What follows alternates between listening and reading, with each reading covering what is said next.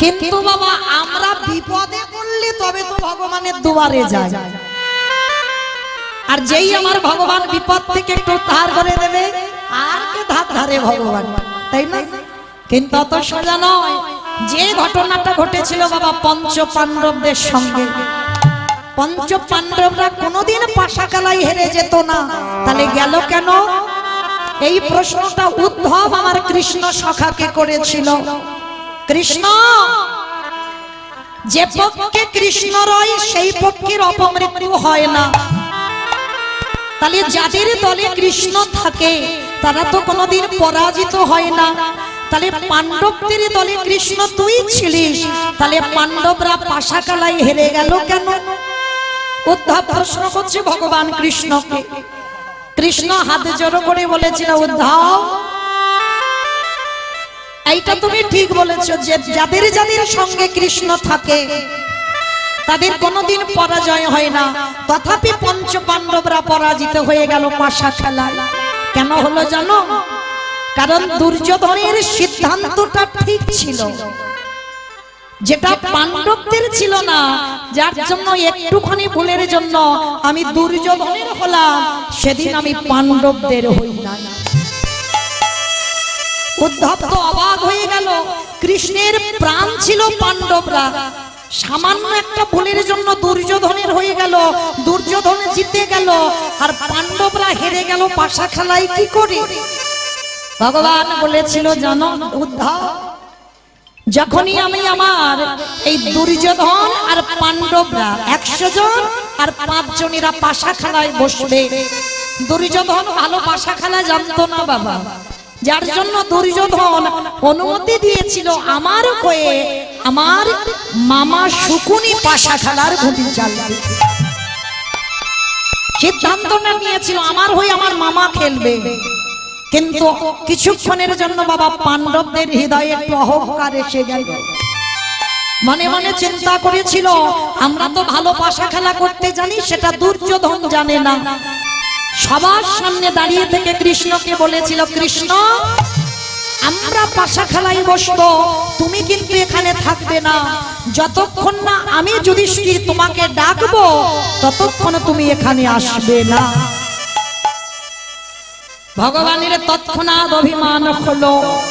একবার যদি যুধিষ্ঠির মহারাজ বলতো যে যেমন দুর্যোধনের পক্ষ নিয়ে শকুনি মামা খেলবে, ঠিক যুধিষ্ঠির পক্ষ হয়ে আমার স্বয়ং কৃষ্ণ দয়াময় খেলবে, যদি একবার বলতো, তাহলে কোনোদিন পাশা খেলায় পাণ্ডবরা হেরে যেত না। বসল পাণ্ডবরা, কৃষ্ণ আড়ালে রইল। যতক্ষণ না পাণ্ডবরা ডাকবে ততক্ষণ কৃষ্ণের তো হাত পা বাঁধা, আসতে পারবে না। এইটুকু ভুলের জন্য পাণ্ডবরা হেরে গেল। উদ্ধব আরো প্রশ্ন করেছিল, সখা কৃষ্ণ, দ্রৌপদী যদি তোমার প্রাণ হলো, একটা নারী জাতির সম্মান চলে গেল। তুমি বস্ত্র দিয়েছিলে ঠিক কথা, কিন্তু মেয়েটা সম্মান চলে যাবার পর তার আগে কি তুমি পারতে না ওই দ্রৌপদীর বস্ত্রটা জগিয়ে দিতে? বলে পারতাম উদ্ধব, কিন্তু দিলাম না। কেন? তার একটাই কারণ ছিল, দ্রৌপদী ও পাণ্ডবদের মতো আমাকে প্রথমেই স্মরণ করে। প্রথমে তো স্বামীদের কাছে সাহায্য চেয়েছিল, স্বামীরা মাথা নিচু করে দাঁড়িয়েছিল। পঞ্চ পাণ্ডব অস্ত্রগুরু দ্রোণাচার্যের কাছে সাহায্য চাইলো, মাথা নিচু করে রইল। পিতামহ ভীষ্মের কাছে সাহায্য চাইলো, মাথা নিচু করে রইল। কেউ যখন সাহায্য করছে না, তখন দ্রৌপদী কেঁদে বলেছিল, এই পৃথিবীতে তাহলে তো কেউ কারুর নয়। আজকের একটা নারী জাতির সম্মান চলে যাচ্ছে। আমার পাণ্ডবদের মতো স্বামী যারা বলশালী, যাদের এত ক্ষমতা, তাদের কাছে আমি হাত জোড়ো করে সাহায্য চাইছি, কিন্তু তথাপি তারা সাহায্য করছে না। সবার শেষে দ্রৌপদীর মনে পড়েছিল তার সখা কৃষ্ণের কথা। একেবারে যদি আগে মনে পড়তো, তাহলে নারী জাতিটা সম্মান ওই ধুলোই মিশে যেত না। তাহলে এইটুকু শুনে বাবা আপনারা আমরা কি শিখলাম? তাহলে যত ঘোর বিপদ হোক না কেন স্মরণ যদি করতে হয় প্রথমেই আমার গোবিন্দ চরণ আশ্রয় করব। আর যদি গোবিন্দ চরণ একবার আশ্রয় করে একবার যদি সব কিছু আমার বলতে যা কিছু আছে আমার দেহ মন প্রাণ জীবন যৌবন সব কিছু তোমারই দিলাম বলি দয়া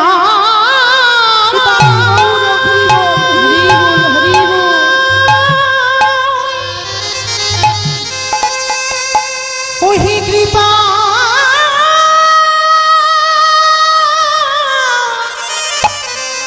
কৃপা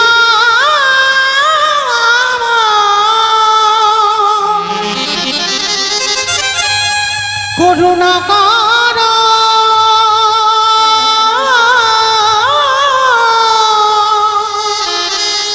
ওহি কৃপা কৃপা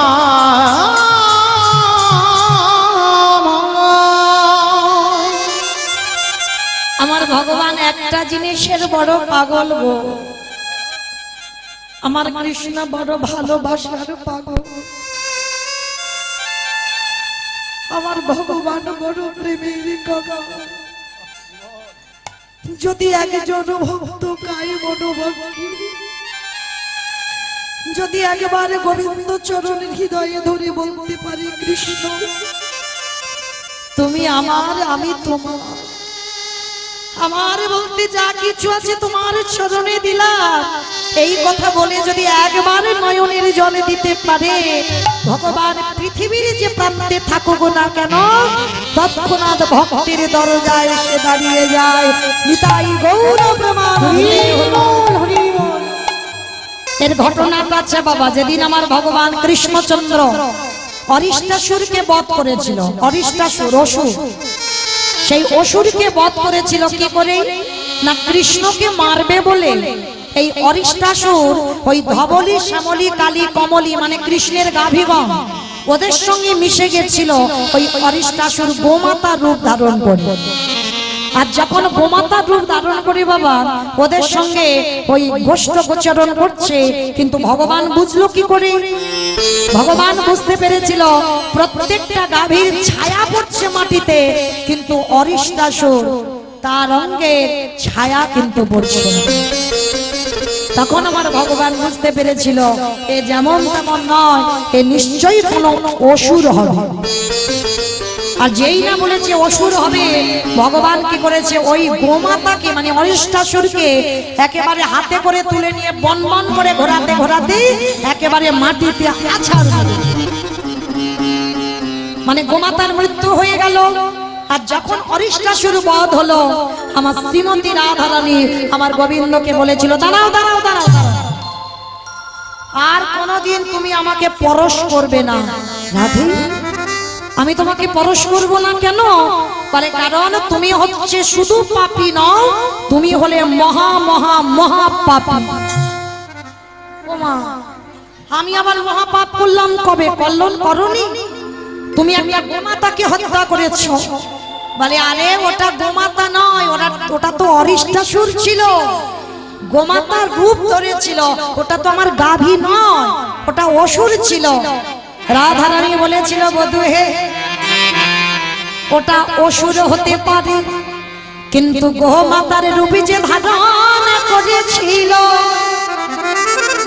আরে তুমি ভগবান কয়ে তুমি ভগবান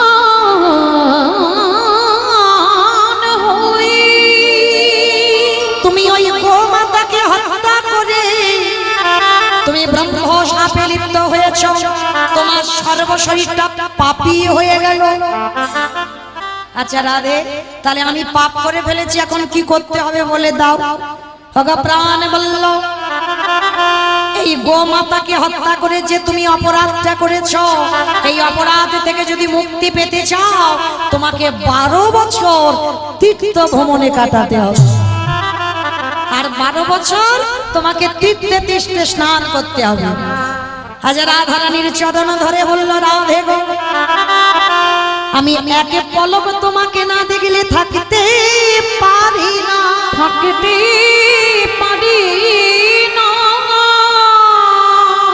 ওগো আমার প্রেমময়ী, ওগো আমার প্রেমময়ী, ওগো আমার মানময়ী রাধে, ওগো আমার মানময়ী রাধে। আমি পারবো না, 12 বছর তোমায় ছেড়ে আমি তীর্থে তীর্থে ঘুরতে পারবো না। আচ্ছা রাধে, একটা কথা বলবো, বলো কি কথা? আচ্ছা রাধে, যদি আমি সব তীর্থকে যদি এক জায়গায় এনে হাজির করি, তা রাধারানী বলছে না এটা মন্দ নয়, তবে আমি কিন্তু দেখে নেব যে সব তীর্থ এলো কিনা। তাই এবার গোবিন্দ আমার স্মরণ করলো, সমস্ত তীর্থ নিজ নিজ রূপ ধারণ করে এসেছে, আর ভগবান নিজের মুরলী দিয়ে একটা সরোবর খনন করেছে। সমস্ত তীর্থকে বললেন আমি পাপ করেছি, তোমরা জল হয়ে এই কুণ্ডে এসো, আমি স্নান করব। সমস্ত তীর্থ মানে গঙ্গা, যমুনা, সরস্বতী, প্রভাস, হরিদ্বার, মানে যত জগতের তীর্থ আছে সব তীর্থ এসেই আমার গোবিন্দ যে বাঁশি দিয়ে কুণ্ড করেছিল ওইখানে জল হয়ে গেল, মানে ওইটা হলো শ্যাম কুণ্ড। এইবার গোবিন্দ মা স্নান করেছে, স্নান করে রাধারানীর চরণে গেছে, রাধে এবার তো আমি পাপ থেকে মুক্ত। বলে না, এখনো মুক্ত হওনি, একটুখানি পাপ তোমার লেগে আছে। ওমা, এখনো পাপ লেগে আছে, কি করে লেগে রইল? বলে পাপ লেগে নাই, তীর্থই তো এখন পবিত্র হয়নি। হাই ভগবান, বলে তীর্থ নাকি পবিত্র হয়নি? বলে পবিত্র হবে কি করে? তীর্থ তখনই পবিত্র হয় যদি কোন তীর্থ রাধা চরণ ধুলা পাই। সরাসরি এলো, জল হয়ে গেল, আর তাতে তুমি ডুব দিলে, এখনো তো রাধা চরণ পাইনি তীর্থ, তাহলে পবিত্র হবে কি করে? তা গোবিন্দ বলছে তাহলে তুমি একটা সরোবর খনন করো। তো ভগবানের কথা মতো রাধারানী হাতের কঙ্কন দিয়ে একটা কুণ্ড তৈরি করেছে, আর করে বলছে তাহলে বধূ এর মাঝখান থেকে একটা ছিদ্র করে দেওয়া হোক। বলে না না না না, ওই জলটা তো পাপী জল, পাপী জল আমার রাধা কুণ্ডে আসতে পারবে না। তাহলে কি করব? বলে ফের সবাইকে ডাকো। আবার তীর্থকে ডেকেছে, এইবার সকল তীর্থ জল হয়ে আমার রাধা চরণ ধৌত করেছে। আর সমস্ত তীর্থ যখন রাধার চরণ ধৌত করলো, রাধার চরণ পরশ পেল, সমস্ত তীর্থ পবিত্র হয়ে গেল। আর সেই তীর্থে যখন গোবিন্দ মা স্নান করলো, তারপরে পবিত্র হলো। এর জন্য মা সকল তীর্থ আমার ওই রাধা কুণ্ডে সেই প্রবেশ করেছে, আর সব থেকে পবিত্র জল আমার রাধা কুণ্ডের জল। ওই জন্য কাউকে যেতে গেলে বাবা রাধা কুণ্ডে স্নান করে শুদ্ধ বসন পরিধান করে আমার রাধারানীর কাছে একবার ভিক্ষার আঁচলটা পেতে বলো, রাধে তুমি নাকি কৃপাময়ী, করুণাময়ী, তুমি নাকি প্রেমময়ী, তুমি যদি মা খাও তাহলে কৃপা করে আমার একটা কৃষ্ণ ভক্ত সন্তান দাও। আমি বলে যাচ্ছি মা, আমার কথা যদি কারোর মনে থাকে চলে যাবেন, চাইবেন বাবা কোল আলো করে রাধারানীকে দিতে বাধ্য হবে। কারণ যত বড় তুমি পাপী হও না কেন, সব তীর্থে স্নান করা মানে তুমি পাপ থেকে মুক্ত। আর তারপরে যদি আমার রাধারানীর কাছে আরতি জানাও, আমার রাধারানী তোমার কোল আলো করবেই করবে। যে যাই করি না কেন বাবা, যত সিরিয়াল দেখি, যত সিনেমা দেখি, যে যাই করি না কেন, বার ব্রত ধ্যান তপস্যা যজ্ঞ কিছু নয়। কলিযুগে একমাত্র পারাপারের সম্বল হলো এই হরিনাম সংকীর্তন। যদি বলেন বাবা এটা মৌমিতা বলছে, মৌমিতার কথা শুনবেন না, আমার কথা শুনতে হবে না বাবা, একটু বাস্তবে মিলিয়ে নেন। এই যে যাদের যাদের আগলে বসে আছো না, ছেলে আমারে, মেয়ে আমারে, জায়গায় আমারে, জমি আমারে, বৈভব আমার, বিষয় আমার, সব আমার আমার বলে আগলে বসে আছো, ভজন সাধন হয় না। সারাদিন চলে যায়, দিনান্তে একবারও আমরা কৃষ্ণ বলে কাঁদতে পারি না। সারাদিন চলে যায়, শুধু আমার আমার করে মেতে রয়েছে। এ ঘর আমার, এ জায়গায় আমার, এ বাড়ি আমার, সব আমার। কিন্তু মনে রেখো মা, একবার যদি বাঁশি বেজে যায়, পড়ে থাকবে সরকারি খামার, কেউ কারণ নয়। এসেছো একা, তুমি যাবে একা, শুধু তোমার কর্মটুকু সঙ্গে যাবে। তুমি সারা জীবনে কি কি করেছো, কবার হরিবাসরে গিয়ে নয়ন জলে ভোগ ভাসিয়েছো, কবার ভাগবত আসরে গেছো, কবার একাদশীর ব্রত পালন করেছো, কতবার ভক্তি চন্দন তুলসী তার চরণে দিয়েছো, কতবার সাধু সঙ্গ করেছো, কতবার বৈষ্ণব চরণ ধরেছো, কতবার ভক্ত সঙ্গ করেছো। নিতাই গৌর হরি বল হরি বল। শুধু এই কর্মগুলোর সঙ্গে যাবে, আর কিছু তোমার সঙ্গে যাবে না। তবে না বাবা, আর একটা জিনিস তোমার সঙ্গে হবে। কে হবে জানো? ওই যে শেষের দিনে বাবা, যে যত বড় লোক হোক আর যে যত গরিব হোক, শেষের দিনে দুটো জিনিস ভাড়া করতে হবে, একটা খোল আর একটা করতাল। আর বাজাতে বাজাতে যাই না, বলো হরি হরি বল, বলো হরি হরি বল। এই জায়গাটা একটু বিচার করে দেখেন বাবা, ঠাকুর বিসর্জনে যাই, বড় বড় ডিজে বক্স বাজে, তাহলে আমাদের দেহ যেদিন বিসর্জন হবে একটা ডিজে বক্স বাজালে কি হতো না? নিশ্চয়ই হতো। তাহলে হচ্ছে না কেন? ঠাকুর বিসর্জনে যাচ্ছে বাবা, বড় বড় ডিজে বক্স বাজছে, নাচতে নাচতে মাকে বিসর্জনে নিয়ে যাচ্ছে।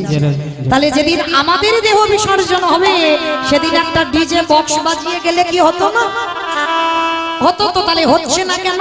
এই জায়গায় চৈতন্য মহাপ্রভু শিক্ষা দিলেন, ওরে জগতের জীব, শেষের দিকে তাকিয়ে দেখ, তোর সঙ্গে কেউ গেল না, কিন্তু একজন তোর শেষের দিনে সঙ্গী হলো।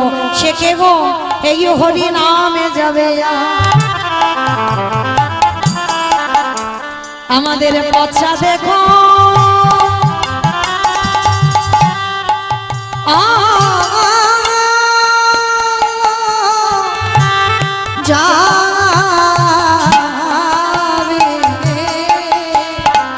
যেদিন তুমি ভাবা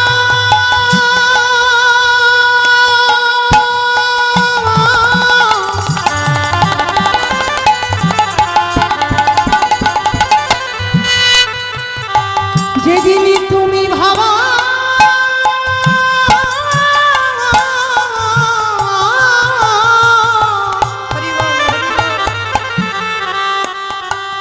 যেদিন তুমি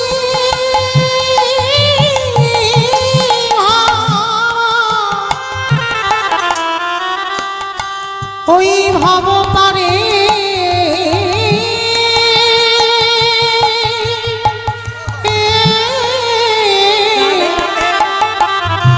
পারে যাবে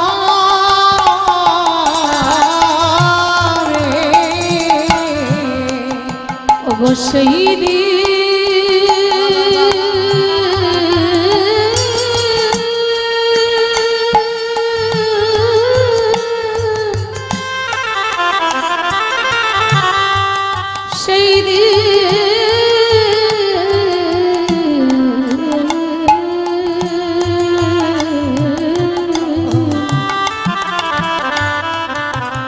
সেই দিন নাম যাবে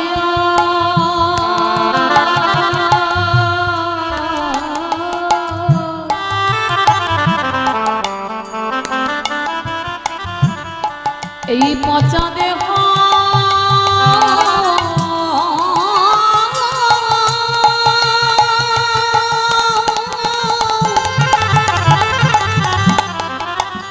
দেহ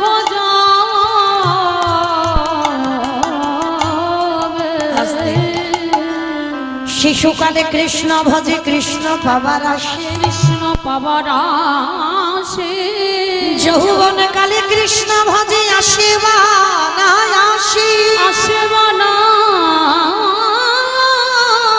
আসে, আজ বৃদ্ধ কালে কৃষ্ণ ভাজি,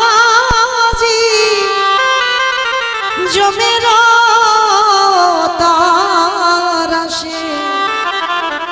সময় থাকতে থাকতে ভজন করতে হবে মা, সময় যদি চলে যায় সে বেলায় ভজন করলে আর কাজ হবে না।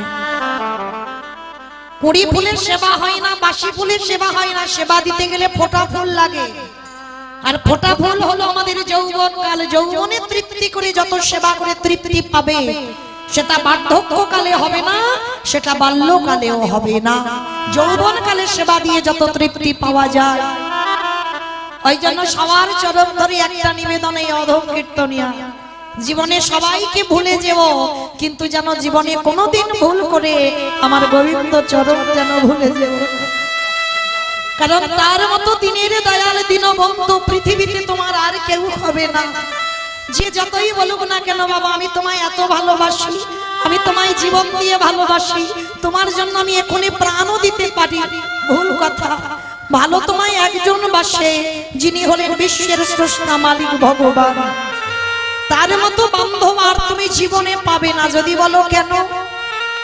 বাবা ঠাকুর আমাদের আসবার আগে যে আমাদের কথা ভাবে, ভালো করে বিচার করেন, আমাদের আসবার আগে যে আমাদের কথা ভেবেছে, তার মতো বান্ধব আর কেউ হয়?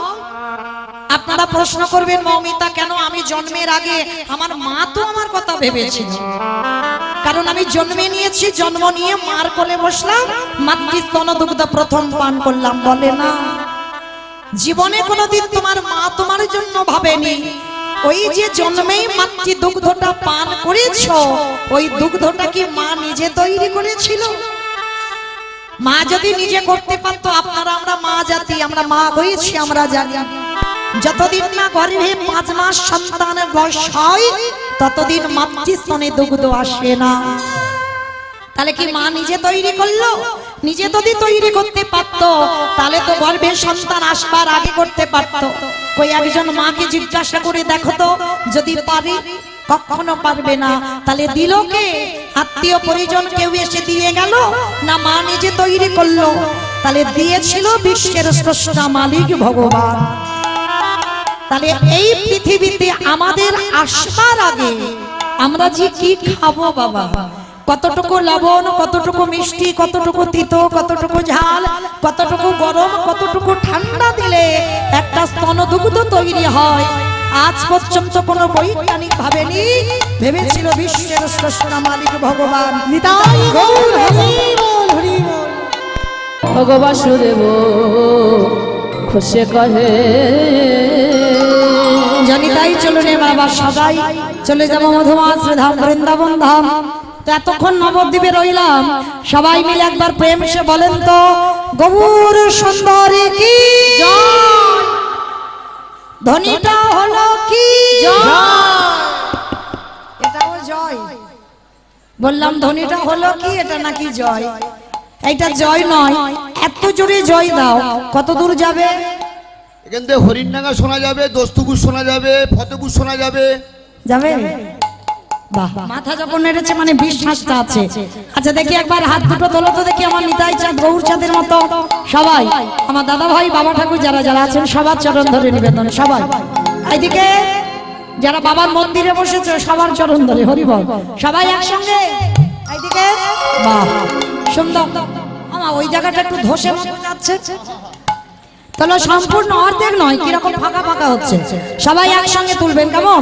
পিছনে আমার দাদা ভাই বাবা ঠাকুর যারা দাঁড়িয়ে আছে চরণ ধরে নিবেদন, সবাই দিকে তোলেন, একসঙ্গে বলবেন গৌর সুন্দরী কি জয়, নবদ্বীপ ধাম কি জয়, সচিরী নন্দন কি জয়, বিষ্ণুপ্রিয়া কি জয়, নিতাই চাঁদ কি জয়, ভক্তবৃন্দ কি জয়, হরিবাসর ধাম কি জয়, সাধু গুরু বৈষ্ণব কি জয়, আপন আপন গুরুচরণ কি, কমিটি ভাই সব কি, হরিনাম যজ্ঞ কি, আজকের আনন্দ কি, নিতাই গৌর প্রমাণ। যারা ক্যামেরাগুলো করছো আমাকে তুলো না, আমার ওদেরকে তোলো একটু, কারণ এই যে দুদিন পরে তো ওরা সব ইউটিউবে ছাড়বে, তখন বোঝা যাবে মা কার হাত উঠেছে আর কার হাত ওঠেনি। কেমন? এইবার একটু ঘুরিয়ে ওদের দিকে দাও সবাই দেখি একবার। এইবার একটা বৃন্দাবনে যাই, বৃন্দাবনে যেতে গিয়ে একটা ভজন গাইতে গাইতে যাওয়া হোক। কেমন? কই দেখি একবার সবাই মিলে, তবে আমি আর আমার সম্প্রদায় নয়, সবাই যাব। একটু উলুধ্বনি দাও তো দেখি। বাহ,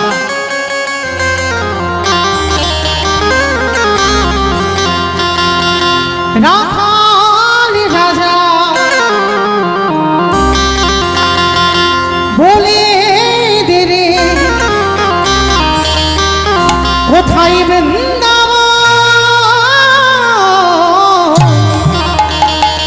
শ্যামী কুণ্ড, রাধা কুণ্ড, গিরি গোবর্ধন।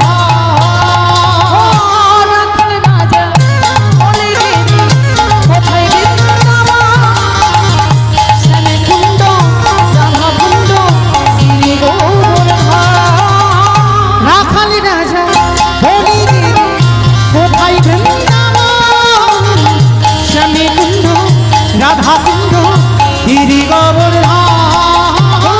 রাখাল রাজা বলে দিদি কোথায় বৃন্দাবন শ্যামে কুণ্ড রাধা কুণ্ড গিরি গোবর্ধন ওই ভাগ্যবতী শ্রী যমুনায় পূজা করে যায় কেশী ঘাট এবং শিবা আছে শ্যামনায় ভাগ্যবতী শ্রী যমুনা পূজনে বলে রামায় কেশী ঘাট শিব আসে শ্যামনায় ওই ভাগ্যবতী শ্রী যমুনায় পূজনে বলে যায়। আমি আর আমার সম্প্রদায় যাবো, আর কেউ যাবে না? সবাই যাবে? তা গেলে সব বসে থাকলে হবে, একটু কাজ করতে হবে।